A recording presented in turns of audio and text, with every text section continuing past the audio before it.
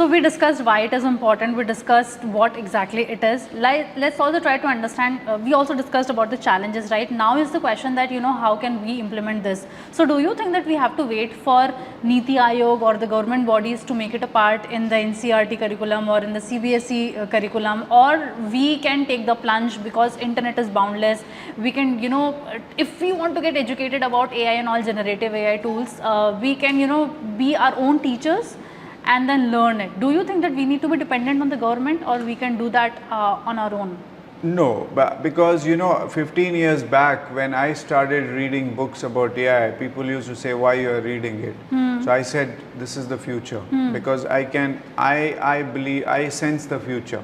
So I started building on this particular subject. So then I started doing courses, certifications, and that is why today I am talking about it. So I was very proactive. And AI is not today's subject, it is 100-year-old. Alan Turing, when Second World War was there and they defeated Germany, he deciphered the code of Germans using Turing machine. Yes. It is from there. That is why Alan Turing is called father of computer science, and his paper, which is Can Machines Think?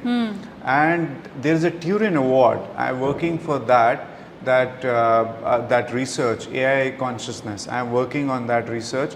So we need to be very proactive in this, and government definitely, they need to push for this. They need to implement these policies, but government is one.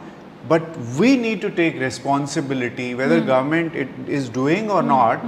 We, parents, teachers, schools, students, need to take responsibility and start learning deeply with simplicity, learning deeply all the elements of AI, ML, data science, and use it in innovation, design, computer science, code generation, rocket science, any kind of innovation, any kind of problem solving, and make it fast. And I think it is our responsibility.